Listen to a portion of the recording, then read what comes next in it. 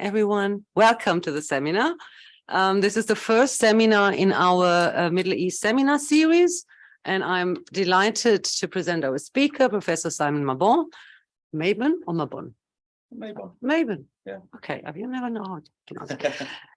He's the chair in international relations, international politics at Lancaster University. He is also the director of the Richardson Institute there, which is basically the UK's oldest peace and conflict research center. His research expertise and interests are at the intersection between international political theory and Middle East studies. That's why we have a Middle East seminar, right? And has been working on sovereignty and the rivalry between Saudi Arabia and Iran. If you follow regularly the news on the Middle East, his face is very familiar because he very often appears on international media outlets, including the BBC, CNN, Al Jazeera, Sky News, France 24, Deutsche Welle. I won't list them all. I mean, he's a very familiar face. He served as academic advisor to the House of Lords International Relations Committee inquiry into the UK's relations with the Middle East during the 2016-2017 academic year. And he has spoken at a range of international events, including at the United Nations, the European Parliament, London School of Economics, Harvard University, Georgetown University, and here I could go on and on and on, but I would still be talking more than what is actually required, right? Because we want to hear you. He's the author of The Struggle for Supremacy, Saudi Arabia and Iran, on which his presentation is based, which is forthcoming with Cambridge University Press. He has previously published Houses Built on Sand with Manchester University Press and Oxford University Press. And before that, People, Sects and States, Interrogating Sectarianism in the Contemporary Middle East, a co-edited volume with Lucia Ardovini, which was published by Routledge in 2017. That was my introduction, and I'm very glad to give the floor to Simon and to listen to your presentation. Thank you.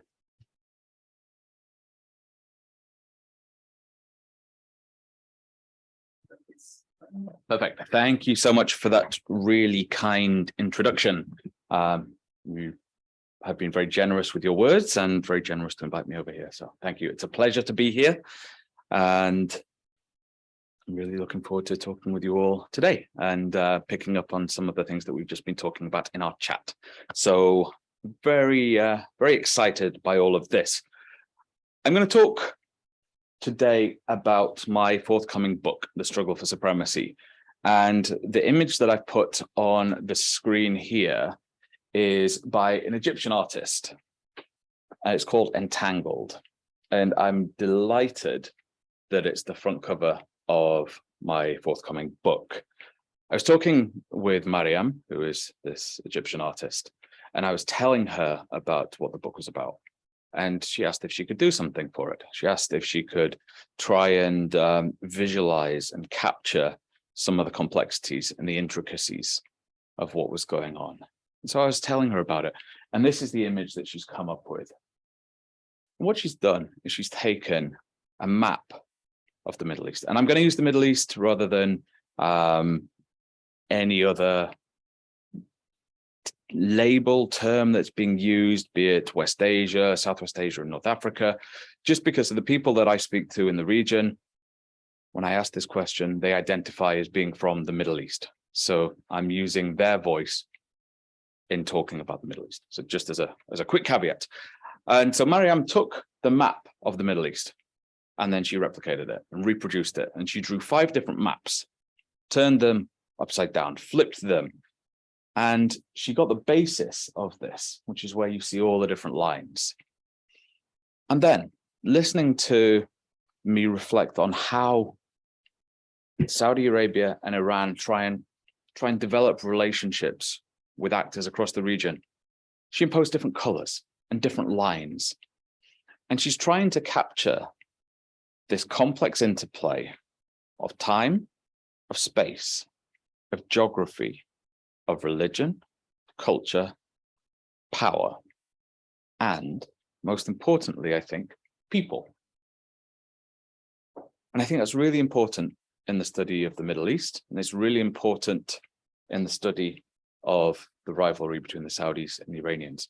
And I'm delighted that I'm with Rafaela. She's done so much good work on people and the role that people play in Middle East politics, something that is regularly overlooked. And it's particularly the case in the rivalry between the Saudis and the Iranians, which is often reduced to broad structural factors. And we'll talk about those in a little bit, but I want to really hammer home, this is a rivalry, even though it's about supremacy and power and influence, it's a rivalry that affects people across the region. It's a rivalry that has very, very clear repercussions, and in some cases, devastating repercussions for people across the region. And so I'm delighted that Mariam's given me permission to use this image. And it's one that evokes a lot of different things. And hopefully, by the time I finish my talk today, it will make a little bit more sense. So the purpose of today then is to talk a bit about the book. And I'm going to start by talking about which rivalry are we even dealing with here. When we talk about the rivalry between Saudi Arabia and Iran, we can talk about lots of different rivalries.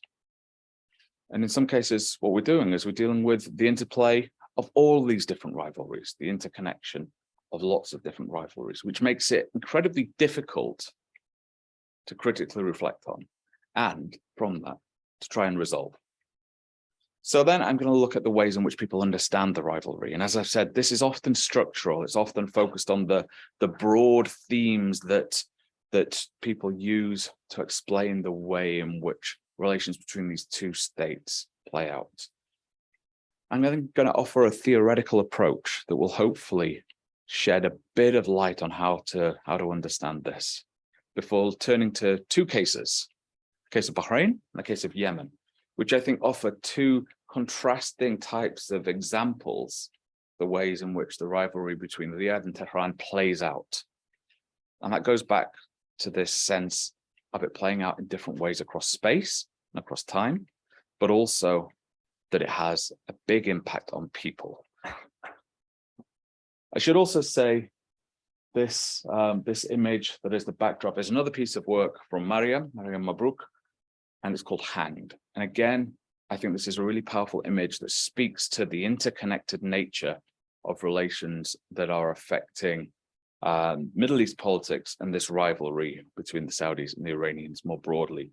And the sort of the allusion to flames, I think, is something that evokes a lot of the fear and the sensationalism that often comes alongside this rivalry.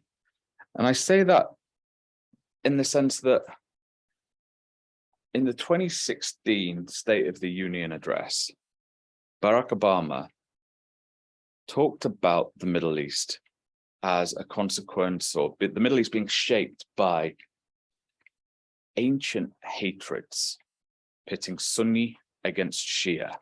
This is a set of hatreds that go back millennia. And what he's doing there, he's framing regional politics in a particular way that is Orientalist, it's xenophobic, it's simplistic, and it's inaccurate. But it also is a point that is continually reproduced and replicated across media outlets and across policy papers, and to a lesser extent in the academy, but it still happens. And this idea of the ancient hatreds is, you have two different groups of people, you have Sunni and Shia, and they fundamentally hate one another because of what happened in the 7th century, because of what happened at the schism over and debate over who was to lead the Muslim world after the death of the Prophet. And for advocates of this ancient hatreds thesis, well, these two communities are always going to hate each other. They hated each other in the 7th century. They hate each other now. And the looming specter of war, of a devastating war, looms large. And that's kind of the fire that I think Mariam captures so well in this piece.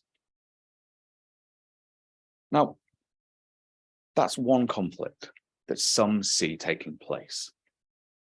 When Rafaela mentioned my talk at Harvard, I gave a a presentation on earlier themes of this book. And the first question that came from the audience was from a Sayyid, a descendant of the Prophet. And the question was, why are you talking about this? Why are you talking about Saudi Arabia? The real rivalry is Iran and the United States.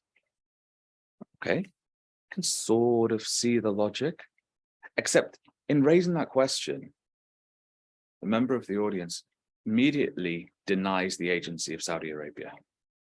Saudi Arabia's got a really strong role to play in the Middle East. It's got a complex relationship with the United States. Doesn't always do what Washington tells it to do, as we've seen recently with the OPEC Plus decision. So you've got a complex relationship there. You've got the sense of the US and Iran having a long-standing rivalry dating back to the revolution. We've seen that manifesting this week with the decision of the US to put the flag of Iran without the emblem of the Islamic Republic on its flag. I think that's going to be really interesting to see in the World Cup tomorrow when the US and Iran play one another. So there's the US and Iran, but that misses the Saudis. You've then got Arab and Persian. Saudis are Arab, the Iranians are Persian. Well, hang on. Well, that's not entirely accurate. Yes, Iran was formerly known as Persia, but the Iranian state is only 50% Persian. We've got a population of about 80 million, give or take. Only 50% of those are Persian. And then you have a whole host of other identities, including Arab, Kurds, Lurs, Baluchis, Azeris. So you've got a complex ethnic makeup of the Iranian state. So that Arab-Persian component doesn't really work on its own. And yet it still feeds into the ways in which people are viewing this rivalry. When I was in Bahrain just after the Arab uprisings, I was talking to one elderly Bahraini businessman, an Arab Sunni, who was telling me about Iran's manipulative hand over all of the events. And we were sitting in a cafe at the top of one of the towers in the financial harbor, and he pointed down, he was wildly gesticulating, saying, "Look at them, the Persians are everywhere." You can't see anyone at this point. You literally cannot see anyone. There's just like street lights and cars. But he was making a point. And so there is something to this. There is obviously a long-standing set of tensions between Arabs and Persians. And there's obviously tensions between Sunni and Shia. And all of this starts to manifest in the rivalry between the Saudis and the Iranians. Two different nationalities, two different nations vying for influence. And as I'll try and show, that rivalry encompasses lots of different things. It encompasses religion, sure.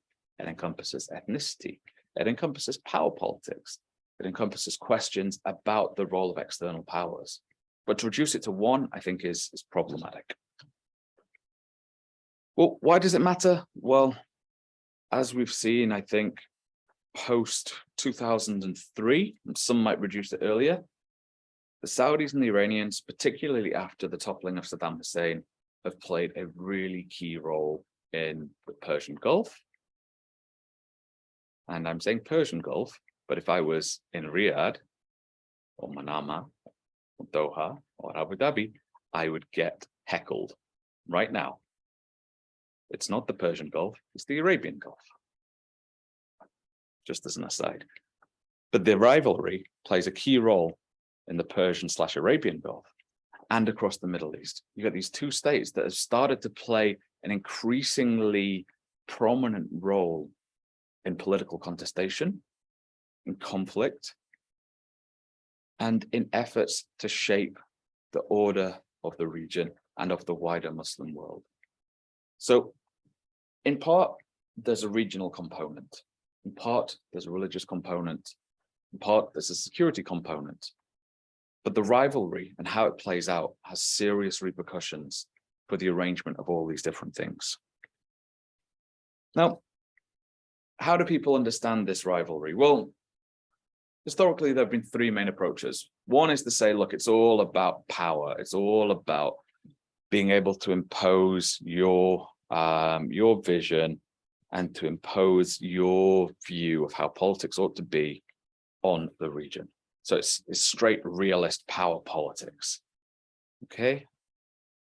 Religion doesn't matter. Religion is just a fig leaf for national interest and the ability to do what you want to do as a state. Okay. Yeah, fine. Except it's quite dismissive of some really important issues. Then there's religion. It's all about religion. It's the ancient hatreds. Okay, sure, religion matters. Of course, religion matters. But what about national identity? What about power politics?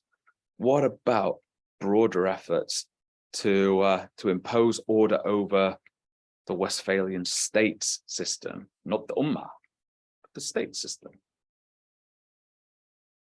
So then the third camp, which is one that's started to emerge in the past decade or so, is like, it's a bit of both, obviously. It seems pretty simplistic to say. Sure, states exist, and states use lots of different tools to exert influence, one of which is religion. It's not just ancient hatreds, it's not just power politics, but religion matters in the context of a rivalry between two states. Okay, it seems pretty straightforward. And I think if you look at the work of Banafsheh Keynoush, Lawrence Rubin, Robert Mason, and some of my earlier work, you can see most tend to fall into that interplay camp to varying degrees.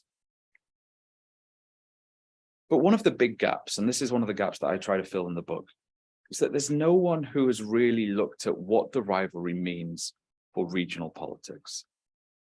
No one's really said, well, okay, you've got this rivalry, but what does it mean for Lebanon, for Bahrain, for Iraq, for Syria, and for Yemen? And these are states that are all divided societies, divided along ethnic, religious, sectarian, tribal lines. And what we've started to see when states begin to fragment is that the rivalry starts to manifest locally. In a state like Lebanon, which is divided politically and in terms of religious division between Muslim and Christian and intra-Muslim tension, Sunni and Shia, you get the Saudi-Iranian rivalry starting to play out in the context of the Lebanese political system. You get two camps starting to emerge.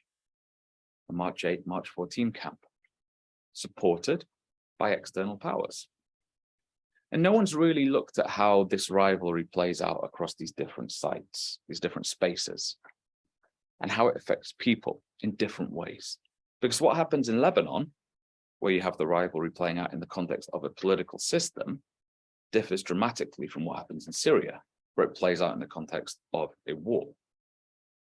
And that's what I'm trying to do in the book. I'm trying to look at how it plays out across different ways, in different states, and across time. And what I'm also trying to do is say, look, this isn't just a proxy war. This isn't just the Saudis telling all members of a broader Saudi coalition, which is traditionally viewed as all Sunni actors, but isn't. Or Iran saying all Shia actors do this.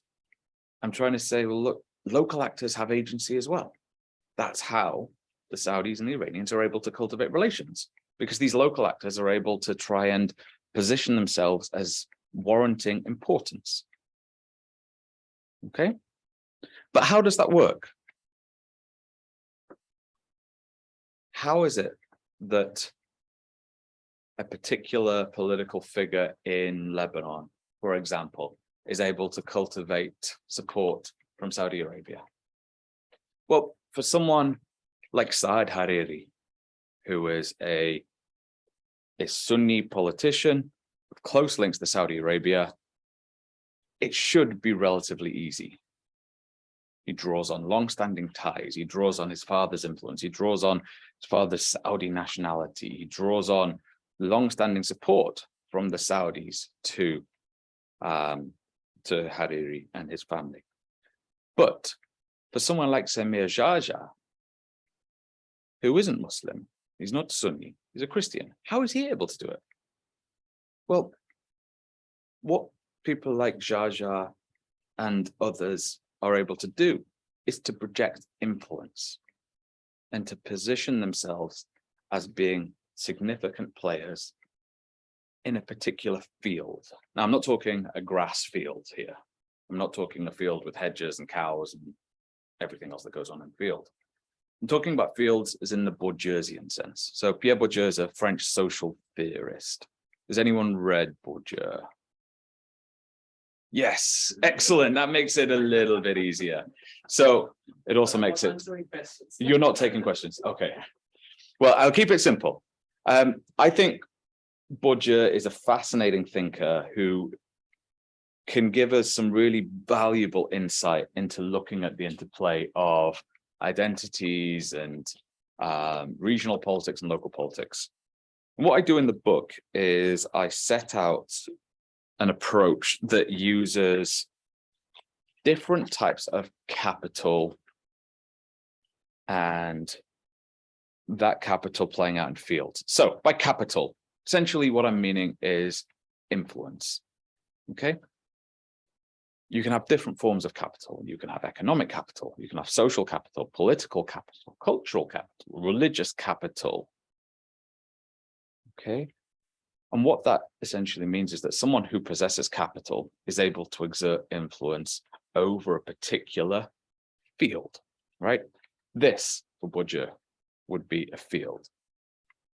And the nature of that field is shaped through the interaction of its constituent parts. Now, because I'm standing up here talking to you all, to you is perhaps a little bit strong, at you right now, that means I have capital. I'm exerting capital over you because I'm able to define the nature of the field. I'm exerting influence over the field. I'm dominating it by imposing what Bourdieu calls a principle of vision over the field, right? This is a very small field. But if you extrapolate it, you can talk about a political field. That political field could be the realm of formal politics. It could be the complex interplay between formal and informal politics. Fields are amorphous entities. They can be defined and understood in lots of different ways. Yes, I know it's confusing. You can have the religious field. Now, the religious field could be a sect. It could be a mosque. It could be a church. It could be Islam. It could be Christianity. Okay, you can have lots of different types of religious fields. What I do in the book is I talk about the political field and a transnational field. And I guess for now, all we need to know is that the political field is defined by the actors that are trying to shape the nature of politics in a particular space. And the transnational field is looking at the broader interplay of actors at a regional level. And let me put this in the language of IR theory. Good luck with the transcription, by the way. In the language of IR theory, what I'm trying to do is look at the interplay between local politics and regional politics. And I'm saying that regional politics shapes local politics and local politics shapes regional politics. And that's kind of what Bourdieu is doing with the domestic field and the transnational field. We can talk about more about this in the Q&A if anyone is interested. And what I think is really valuable here is that this approach, this Bourdieusian approach, helps us to understand why certain actors are able to exert influence at certain times and in certain places, and why certain types of relationships are able to emerge. So I mentioned Samir Jaja. Okay, here you have a former Christian militia leader in Lebanon. Okay, he should, by rights, not have a great deal of influence in Lebanese politics. But because he's able to start to dominate the Christian field in Lebanon, he becomes more and more influential. And because he's then able to stand up to Hezbollah, the party of God, and a long-standing rival of Saudi Arabia, he's able to assert more and more capital in Lebanon's political field. So he becomes more attracted to the Saudis. Okay, so one example. Maybe another example would be in the case of the Syrian conflict. In Syria, for example, you had Saudi Arabia trying to counter the rule of Bashar al-Assad, longtime ally of Iran. And while this played out diplomatically prior to the uprisings of 2011, after 2011, the Saudis started trying to fund lots of different groups. Initially, they were happy to pretty much fund any form of opposition group. And it came to a point where Syrian opposition groups were trying to position themselves as being incredibly strict, fundamentalist Muslims, growing beards, changing their names to try and assert capital in the Syrian conflict and to attract support from Saudi Arabia. They wanted money. So they were trying to change their image, trying to impose a particular form of influence on the field to attract support from external actors. Okay, just as another example. But we can talk about this in the Q&A if people are interested. I think the important thing to note with Budger is that capital plays out in lots of different ways, and it can play out across fields. And the intersecting fields, I think, is really valuable because it can help us to understand how regional politics plays out locally and vice versa. And what I do in the book is I look at the interplay of the political and the transnational fields. Am I all right for time? Okay. Well, let me get on to the cases and I'll talk for a little bit and then see where we get to. So in the book, I focus on 5 empirical chapters. I look at Lebanon, Iraq, Syria, Bahrain, and Yemen. And those are states that have traditionally been framed as sites of proxy war between the Saudis and the Iranians. Now, in the book, I say that's just not appropriate. We shouldn't be talking about proxy wars. We need to talk about the rivalry playing out locally and local politics manifesting regionally in a more nuanced way, in a more complex way.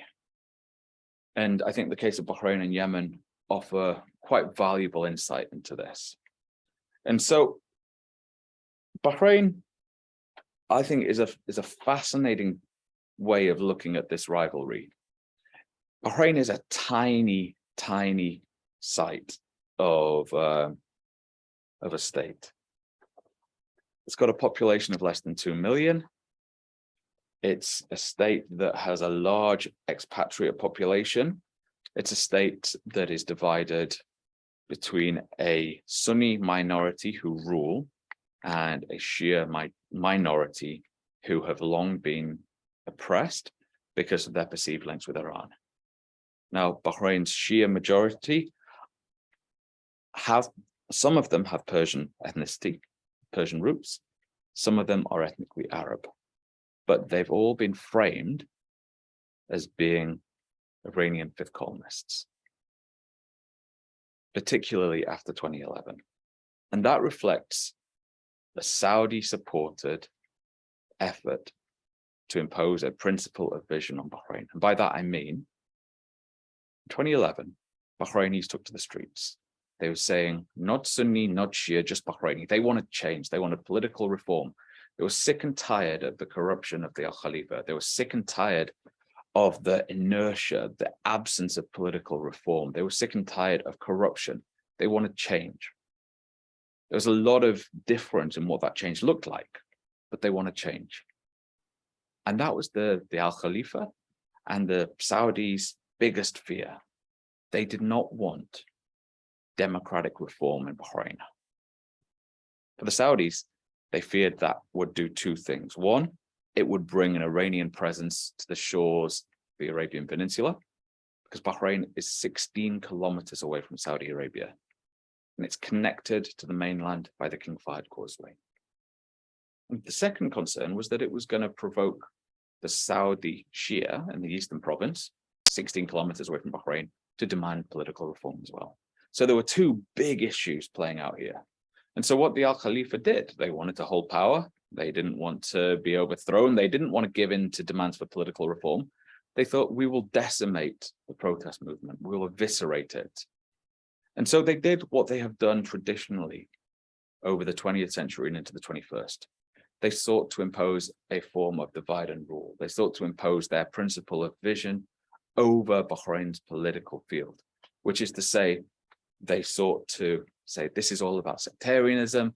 This is all about Iranian manipulation. And so they cultivated this narrative. They started to say, Iran is behind the uprisings. Iran is behind it. There is a hidden hand to the protests. And if you talk to British officials at the time, American officials, regime officials, they would all say the same thing. Iran is behind the protests. And when this starts to resonate, this starts to be reproduced time and time again, it starts to find traction and people start to believe it, which is where the elderly Sunni Bahraini chap points down over the streets of Manama to say, the Persians are everywhere, right? He started to buy into the narrative. He's buying into the capital that the Al Khalifa is exerting. So you start to see the Al Khalifa imposing this principle of vision on Bahrain's political field, over a political field in which they are a minority, of course. So there's a lot of things going on there. And the reason why I think it's really interesting over time as well is that post-2014, a secondary component comes out in Bahrain. First, they decimated the Shia groups. Close to 1,000 people had their nationality revoked, stripped of their citizenship. Huge numbers forced to London, to Germany, to Beirut, to Turkey, to the US and Canada, forced out of Bahrain. So that's one group decimated. And then the secondary component was the Saudis were worried about Islamists, which seems a bit odd on a superficial level, but they were really concerned that groups like the Muslim Brotherhood were going to get more and more influence on the region. Okay, so Mohammed Morsi had just come into power in Egypt. Qatar was starting to exert more influence through its Arabic channel, Al Jazeera Arabic. You get this really vitriolic, sectarian hate speech coming out of the likes of Qaradawi and others. It starts to become a time where Islamist groups are on the rise. And this worries the Saudis. So in 2014 onwards, they impose a new principle of vision, which is to push Islamists from the scene, which causes a problem for Bahrainis because the Bahrainis had relied, the Al Khalifa, that is, had relied on Islamists to support their narrative that Iran was behind the protests. So you get this change in the political field because of the shift in the transnational field. And this is obviously having a devastating impact on the people of Bahrain, with 1,000 stripped of their nationality, which has serious repercussions for their future generations, of course. Children born stateless, which is a huge issue, but it also devastates the political field. There is limited scope for political reform. Political parties are then banned, such as Al-Wafaq and Al-Wa'ad. There are elections taking place, but the two major Shia parties are banned, so there's no scope for political engagement, and it's a sort of stagnant political field, limited scope for any type of change taking place anytime soon in Bahrain. Devastating impact on people, and that is a consequence not just of the Al Khalifa's attempt to stay in power, but also because of the Saudi fears about Iran. I'm going through this pretty quickly because I'm conscious of time. Shall I skip Yemen?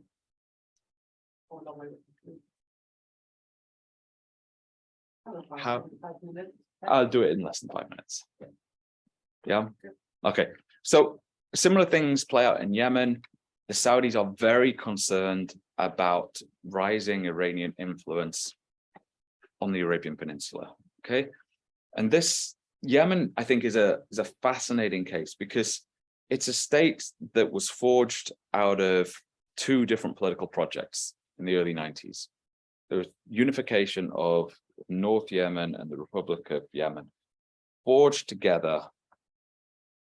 And in that point, you get the dominance of the North over the South. The South are not happy. There's a series of wars that break out between the North and the South, and between different groups. Yemen is a state that is divided into 333 different districts. The state at present is a bit of a shell, and that's a consequence of long-standing contestation over the political field. There were particular actors that were able to exert influence by cultivating different forms of capital. Ali Abdullah Saleh, long-standing president of Yemen, was able to draw on tribal capital, so cultural capital, political capital, economic capital, in order to assert a principle of vision. But with the Saudis and the Iranians starting to increase their tensions post-2011, post the Arab uprisings, Yemen becomes a site of contestation. There's a broader narrative of sectarianization in the transnational field. In regional politics, Iran is behind any type of Shia unrest. And in Yemen, that means the Houthis, right? The Houthis are Shia, but the Houthis are Zaidi, they're not Twelver like the Iranians. And so there's a sort of a discursive construction of all Shia groups being supported by Iran, which just doesn't work. So again, it goes back to the ancient hatreds thesis being deeply problematic. But the Iranians see a chance to exert influence on Yemen's political field by supporting the Houthis in a very sort of low cost, high gain strategy. They provide some money, some resources, and they get the benefit of supporting the Houthis. But Yemenis, the Houthis, I should say, are distrusting of the Iranians. They don't understand the language, and they're distrusting of these outsiders. So what starts to happen is you have to find, the Houthis have to find different actors to come in and speak to them to exert capital. So they actually end up getting members of Hezbollah from Lebanon to come and talk to them, to come and help with the development of their group. And so the Houthis, they develop their influence, they control a great deal of Yemen, they're able to start launching rockets on Saudi Arabia. But these rockets, although they are made with Iranian parts in some cases, were not always launched with Iranian support. And so that is, again, a point that highlights the complexity of this transnational relationship with the local, not necessarily always being subservient to the regional. And there's a lot more that we can talk about with Yemen. I think Yemen is probably the most complex chapter in the book, given the range of different actors trying to assert influence and dominate the political field. But conscious of time, we'll go to the conclusions. So the rivalry, I think, is hugely important. It plays a key role in regional politics, but also in local politics. But it's not static. It's not static across time, and it's not static across space. So we see local politics playing out in different ways, and regional politics interacting with local politics in different ways, contingent on the complexities and contingencies of time and space. So what we see happening in Lebanon is dramatically different to Yemen and Bahrain, Iraq, and Syria. What happens regionally resonates locally, conditioned by what is happening locally, and vice versa, okay? But agency matters, people matter in all of this. It's not just a structural, abstract relationship or rivalry between Saudi Arabia and Iran. People matter in this. And in the book, I trace the actions of particular Saudis and Iranians who are responsible for setting up some of these relationships. I also talk about how there have been diplomatic initiatives trying to resolve the hostility. And there have been a number. There have been a number that have tried to bring about track 2, track 1.5 diplomatic initiatives. These have been thwarted in some cases by spoilers, by factors in these different spaces of competition. But as I think we've seen in recent days and weeks, there is a degree of hope, and that hope comes from people. And this was a photo from Twitter a couple of days ago. You see Saudis and Iranians standing together. 2 of my PhD students wrote a wonderful piece on this topic a couple of years ago. An Iranian woman and a Saudi man got together and wrote a piece that said, look, we are long-standing rivals, but it is in our best interests to work together because Iran has devastating economic challenges and the Saudis need vast amounts of financial investment in order to achieve their vision. And that's not going to happen if there is a an ongoing fractious rivalry that costs the Saudis billions of dollars intervening in Yemen and prevents incoming foreign direct investment. So I think there is a bit of hope, but that hope can only happen if there is a broader understanding of the way in which all of this plays out. And it's not just top down, it's bottom up, and people have a role to play. And I'll leave it at that. Thank you very much.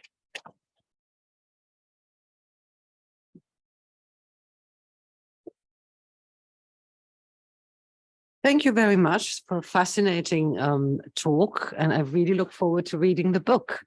So you have all these case studies. You have Bahrain, and you have Lebanon, and Iraq, and Syria, and Yemen. Yeah. Yes. Foolish. Absolutely not complicated at all, right?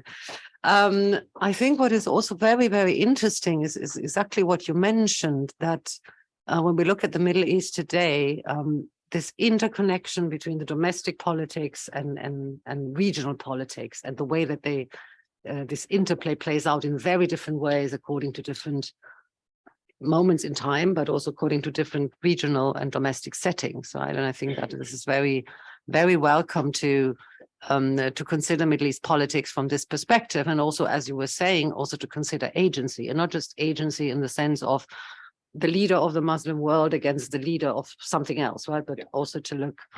Okay, I would like to open the floor. I'm sure that there are many questions and comments. Just briefly state your name and where you're from, perhaps, for our speaker. So let me start here. Yes. Hello, thank you for coming. My name is Rana. I have two questions, the second being a bit speculative, so fair warning. My first question is, do you think with gradual American disengagement for the region that could push towards a Saudi and Iranian rapprochement, or could that push maybe Saudi Arabia and Israel closer together? I guess in the context of the Abraham Accords membership and so forth. And my second question, and that assumes that the current Iranian regime is intact, essentially. My second question is, what would a new, assumingly secular Iranian regime mean for relations between Iran and Saudi Arabia? Thank you.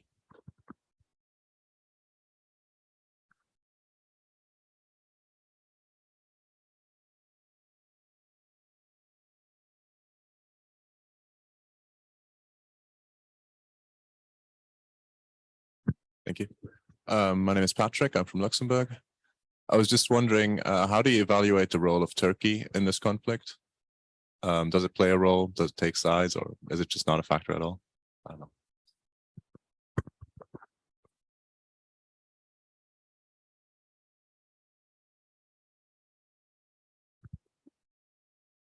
Hi, my name is Joseph.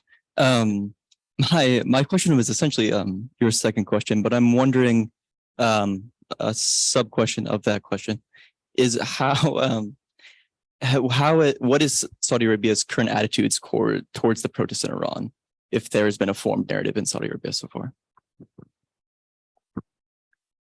Very easy questions to answer. Mm-hmm.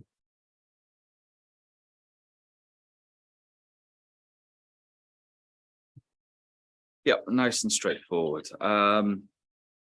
US disengagement is a really important point, I think, because one of the points of tension between the Saudis and the Iranians is about regional security.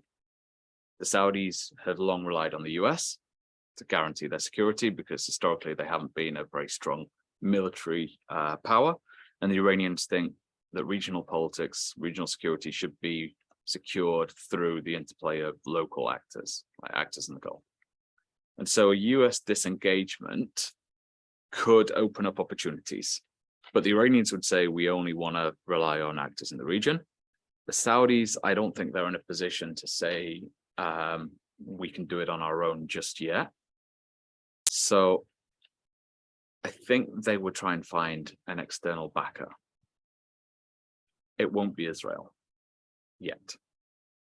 And I think that is twofold.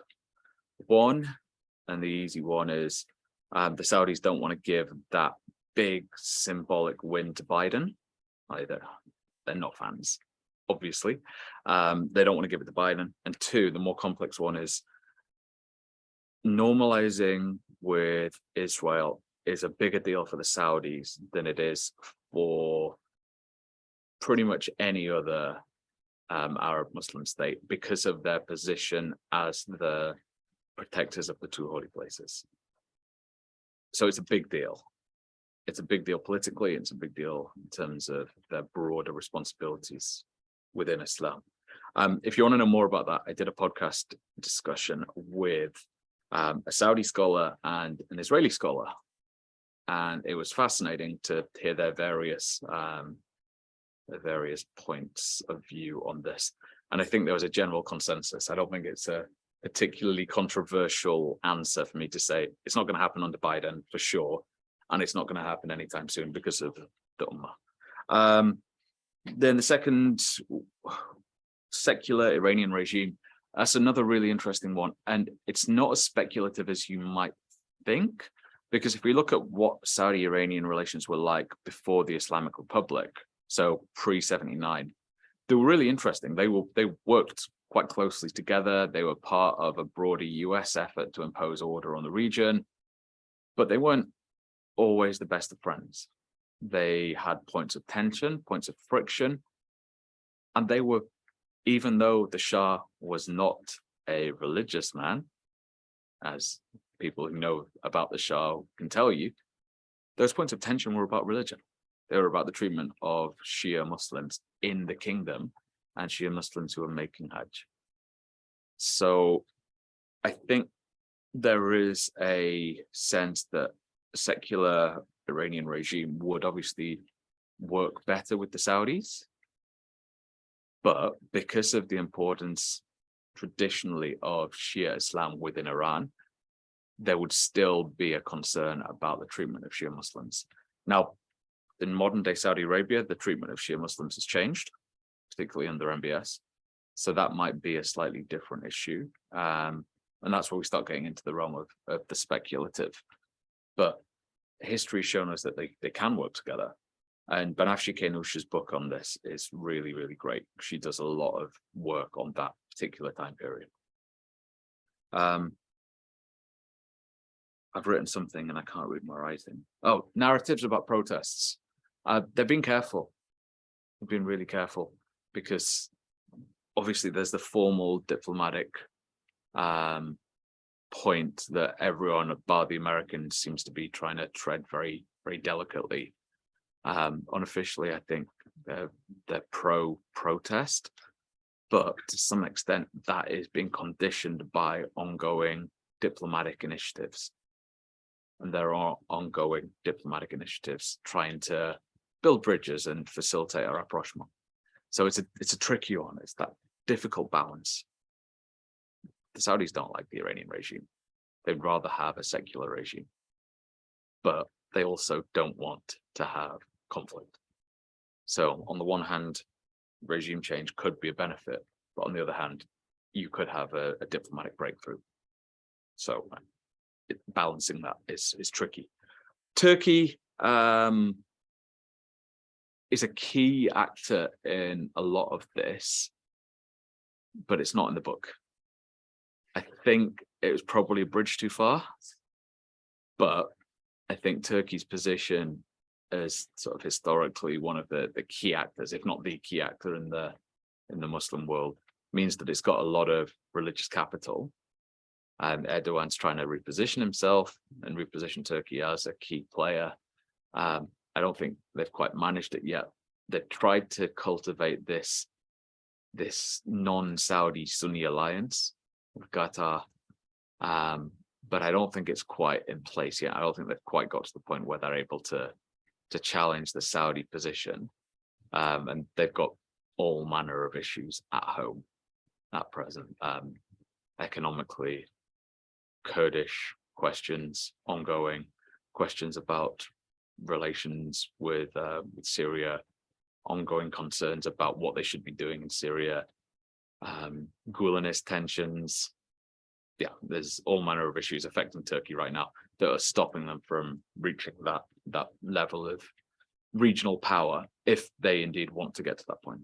And I'm not sure they can't, even if they do want to.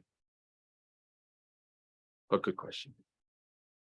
Just for those who are connected online, please put your questions in the Q&A. And I would just also add to the issue of Saudi Arabia if there was a secular regime in Iran, Saudi Arabia doesn't like revolutions. That's the other part, right? And we have seen that they don't like revolutions at all, right? And more questions? So yeah.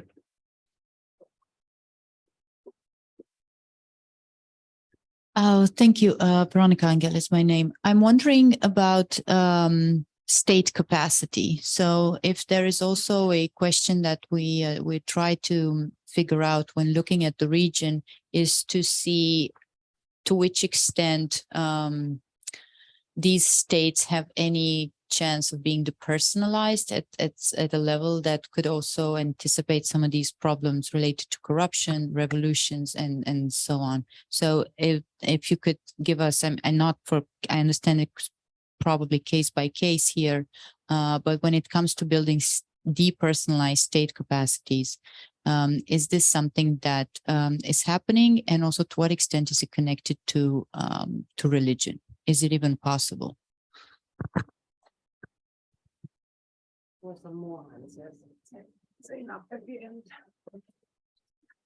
Hi, you kind of touched upon this a little bit earlier, but I was wondering because we talked about how regional conflicts kind of impact the rivalry and how the rivalry in turn impacts regional conflicts.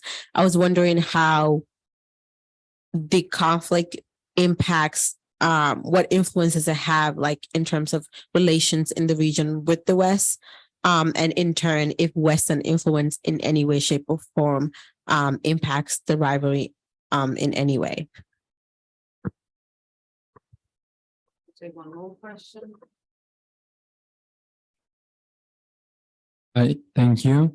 My name is Jonathan. I was wondering about the Saudi-Iranian rivalry in both Yemen and Syria, and where they're basically in Yemen, the Iranian are supporting the Houthis, and the Saudis are supporting different rebel factions in Syria. How this difference, what this does with the interplay of regional and international actors, or regional and local actors, should say. So how you see differences within these contexts and what this means according to you.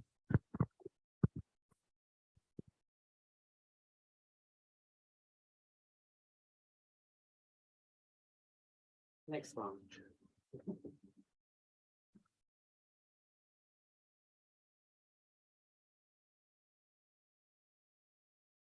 Wow.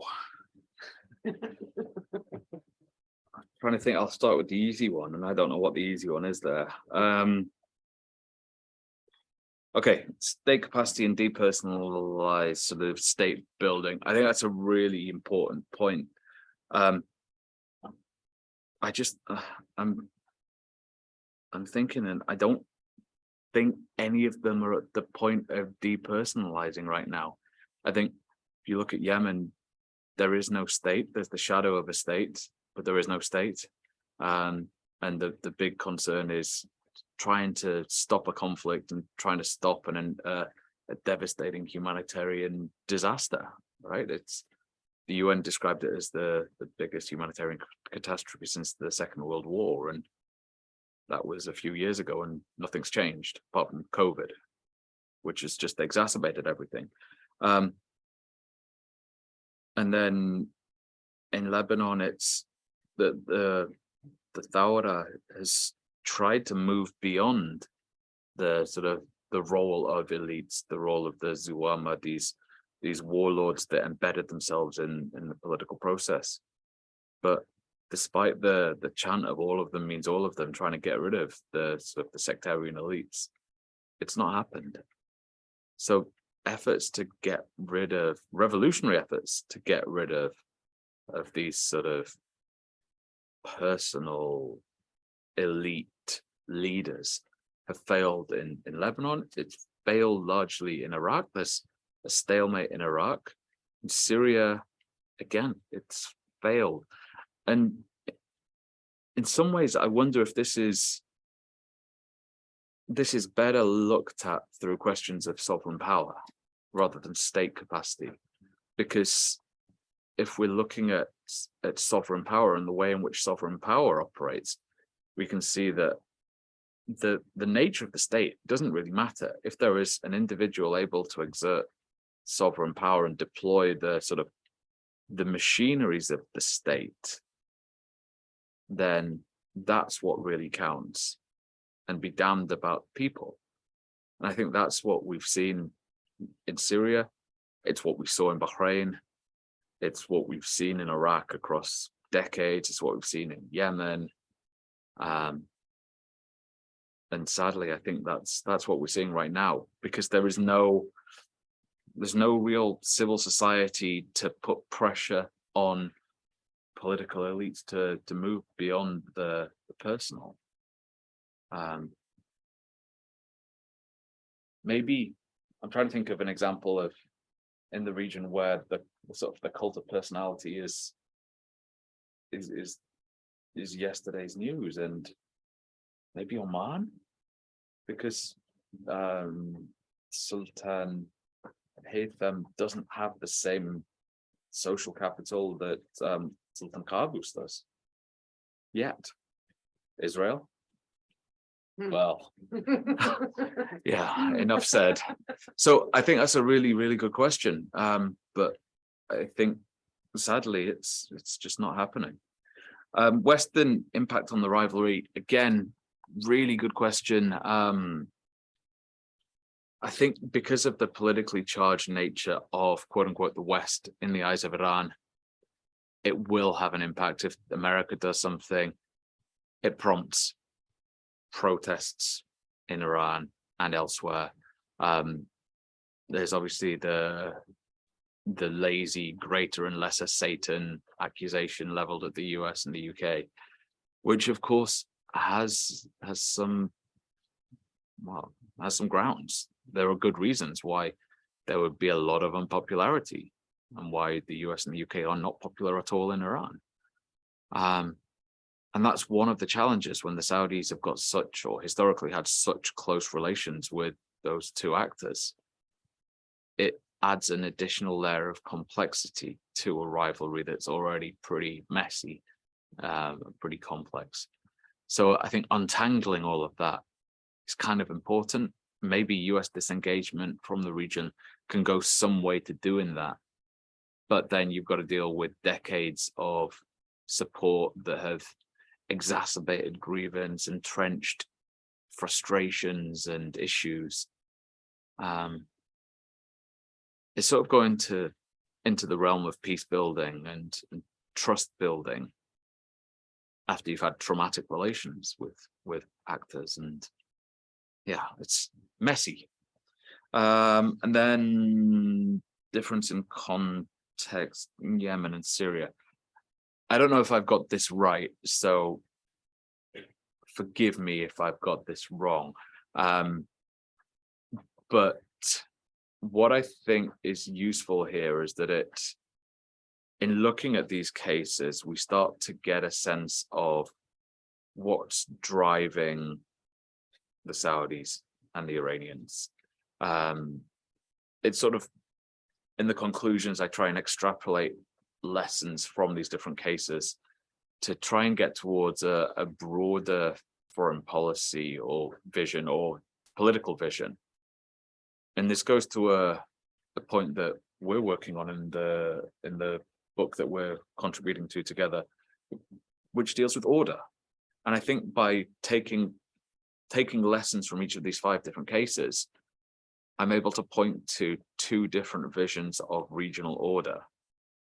And those visions of order allow us to move beyond somewhat contradictory positions. So the Saudis are generally conservative, anti-revolutionary, except when revolutions are in their favor, such as we've seen in Syria.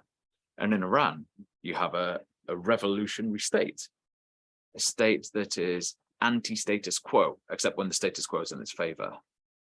And so what I've tried to do here is to say, look, we have a broader sense of overarching visions of order that allows us to move beyond those subtle contradictions to say the Saudi vision for regional politics is driven by an anti-Iranian bent, an anti-Islamist bent, a broadly status quo, broadly conservative vision of the world that can explain these tensions. And the Iranian one is a vision of order that is driven by a narrative of resistance.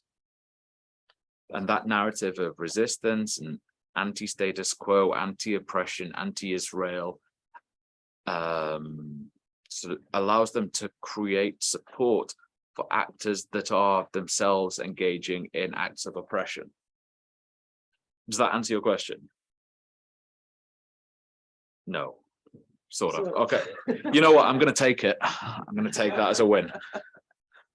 So I think we had two more questions. I mean, with Alec and Manuel, I saw you already asked your question. Yeah. And then we have also a question online that I will read in a second. I will read it to Okay. you. Yeah. Just a methodological question, actually, because you Really? mentioned it and it's important. It seems like 7:39. yeah. Very like broadly, is there a difference in the Bourdieusian sense between capital and influence? If so, sort of what is it? And if not, is there a risk of overextending the definition of capital to such an extent that you kind of lose the economic dimension of it? And especially since capital and capitalism is already in the first instance a social relation of production, of economic production. That's a tiny question. Thank you. My name is Manuel. I'm from Gainesville, Florida. I wanted to ask, I think there's a consensus understanding that when King Salman passes, that MBS will be the next person to become the king of Saudi Arabia. But MBS has also certainly stepped on many toes, not only within the international community, but within Saudi Arabia itself. So is that something that we should take for granted, that MBS will very smoothly become the next king of Saudi Arabia? And in the event that that does happen, do you think that his leadership will be characterized by the interventions and the leadership that he has so far shown? So, for example, with the kidnapping of Saad Hariri for negotiating with Hezbollah, or the conflict in Yemen, what kind of do you think that we will see a continuation of the rather headstrong involvement of Saudi Arabia in conflicts, or is there reason to believe that something else is possible? And I will read the question from our speaker. From our speaker. I'm asking myself a question. Yes, Yeah. we can try that. We can try that. From I give Zina, myself an easy one. yeah. From Zina Asadi. The question is, thank you for a great presentation. That's the first comment. Although the US in this engagement can lead to positive outcomes when it comes to the rivalry between Iran and Saudi Arabia, to what extent do you see this disengagement realistic? And as a follow-up question, still from Zina, what is the possibility of having an even stronger power struggle over the region between the two countries in the case of US disengagement? Okay. Will MBS be king? Yeah, I think so. It's probably 99% certain that he will be king, barring something rather unforeseen happening. And there is a history of the unforeseen. But I mean, we're talking black swan event, I think. I think he's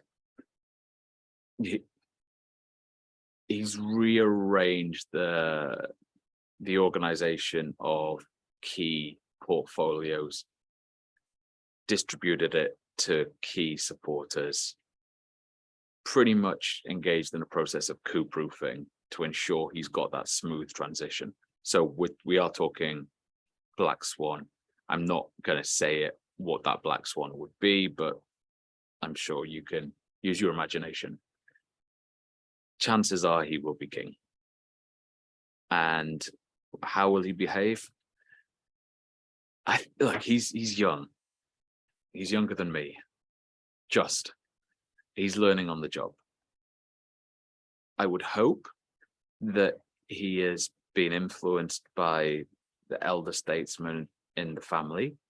I would hope that he's been influenced by his father. There have been moments where I don't want to say had his wings clipped, but there have been moments where he has been perhaps wrist slapped over getting a bit ebullient.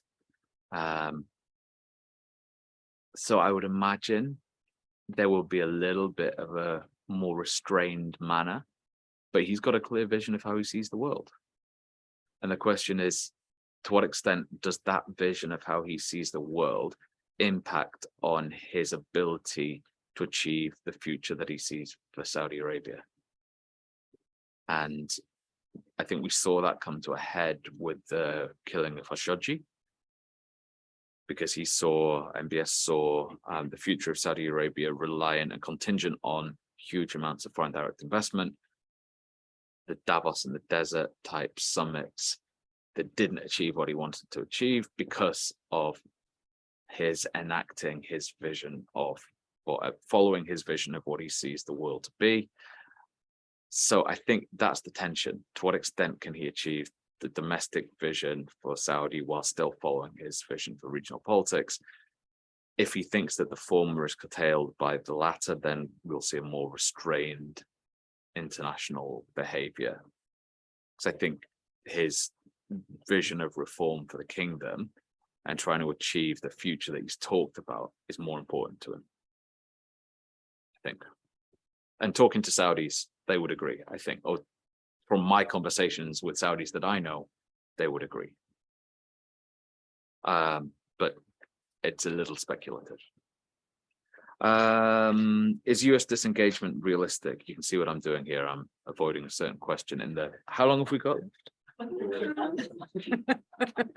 look, I can talk for a while on this. Let's say another 5 minutes. 5 minutes, right? But we can also take another question. And also for those who are online, please write your question into the Q&A. I see there's a hands up, but I don't know how to deal with this. So US disengagement realistic? I don't know. I don't know. Under Biden, possibly. But we've seen under Biden, the US has said a lot of things and then gone back on them because of broader global pressures. Biden tried to make the Saudis a pariah state and then had to go cap in hand because of global economic pressures.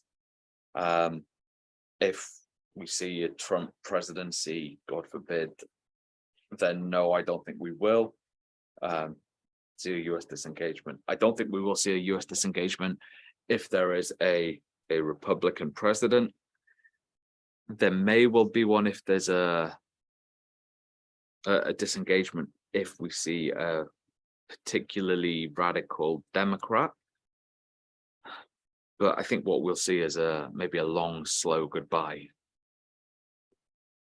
in terms of disengagement. I don't think we'll see anything dramatic, which will maybe give local regional actors time to organize themselves to prevent a deterioration of things. If there is a sudden disengagement for whatever reason, then we know that shocks can create opportunities, threats, and challenges. So that would be how things would deteriorate, I think. But I don't think that a sudden US disengagement is realistic. Right. Why? That's the question I've written down. Why? I think Budge is a fascinating thinker. He's a social theorist interested in relations between different actors. And of course, capital relates to the economic. But I think what Bodger's doing in a really interesting way is saying that we can apply those types of relational factors in lots of different ways. It doesn't just have to be about economic capital. It's not to negate the importance of economic capital, but in some cases, economic capital feeds into social capital or political capital. For example, Saad Hariri and his father, Rafik Hariri, got a lot of their political capital because of their economic capital, right? They wouldn't have been able to exert the level of political capital without the economic capital. And I think that's where Bodger is actually really valuable, because you can start to put this together in different ways or break it down into the real granular sort of intricacies of a very granular field. So that's not to dismiss the importance of capital or indeed capitalism. So I think Bodger would say, well, fields are products of, he wouldn't say neoliberal capitalism, but maybe I can say neoliberal capitalism, that are conditioning the types of relationships that actors within a particular field are having. And that's the broader, all-encompassing nomos of global politics. And then each actor's capital is then conditioned by lots of other forms of capital, which condition their ability to shape relations within a particular field. And where it gets complex is you have overlapping fields comprised of overlapping capitals and relations between actors who aren't always in the same fields. And that's where it gets really messy and frustrating to people who don't like Bodger.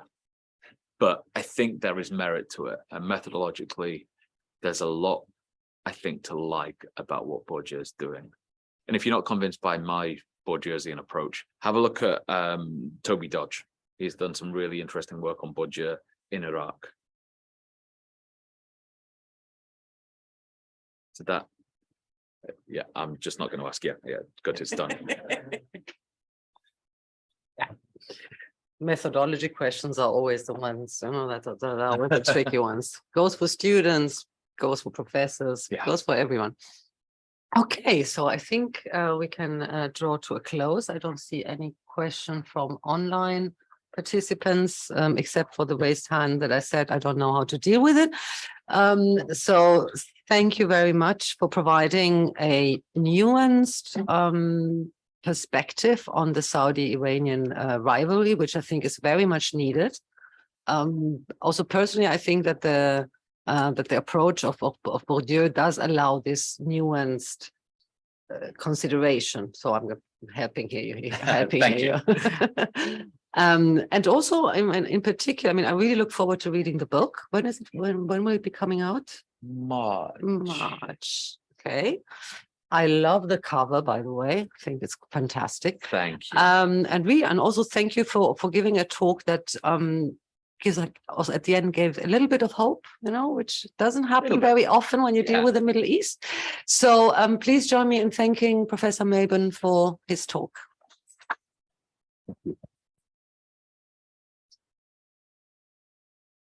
Thank you for the wonderful question and for coming along. I really appreciate it. Most of it.